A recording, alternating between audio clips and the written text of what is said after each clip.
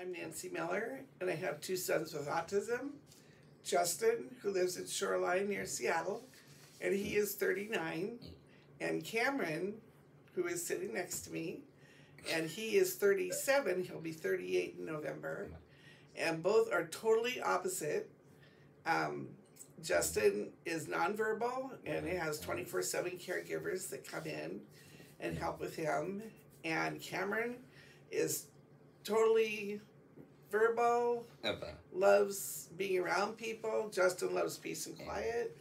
So it's very diverse, and it's been interesting and a gift for us to have both such diverse sons.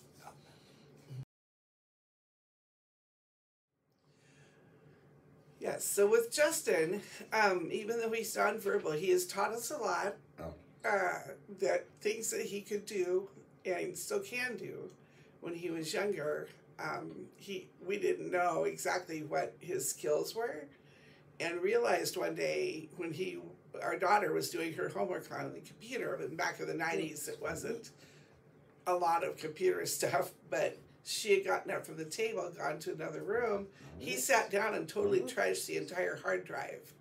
And we realized, oh, okay, this kid knows what to do. And realized that he really had a gift for learning things, which taught us a lot.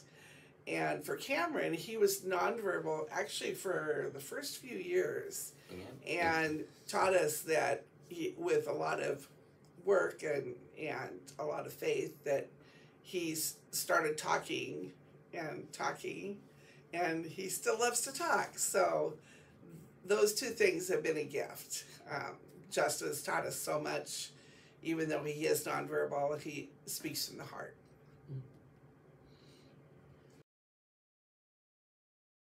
So back in the 90s, with Justin, he was having some behavior problems. And we would always bring him to church, and we brought one of our babysitters with us for her to work with him in Sunday school. And there was one day in particular that he was not having a real good day, but she was able to work with him.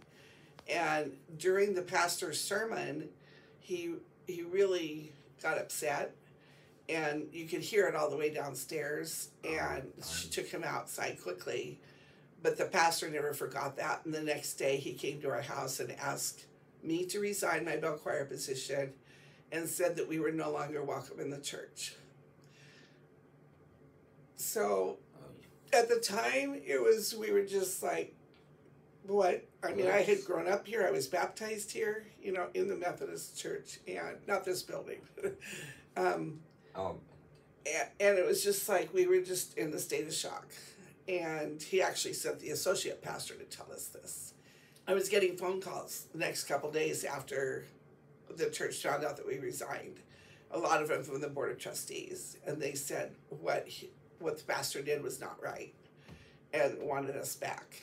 And I said, it's going to take a long time for us to get back. And I said, we just don't feel welcome.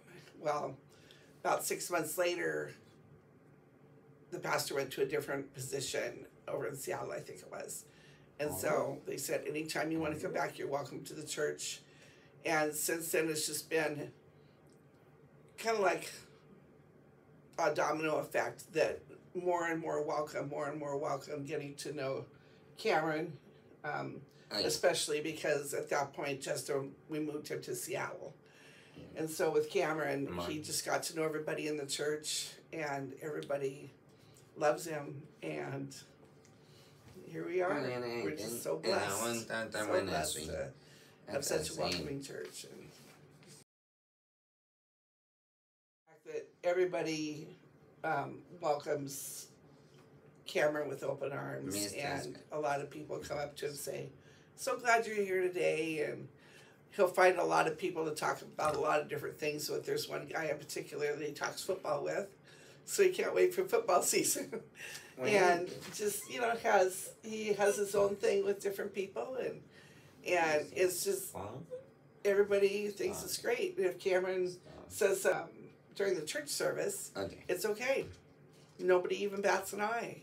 They just think it's, hey, that's great. He's participating. So. Amazing. Name is Mr. Scribbins, mini SpongeBob agrees with me. SpongeBob agrees with you? Mr. Scribbins, mini SpongeBob. Which other friends do you like to bring to church?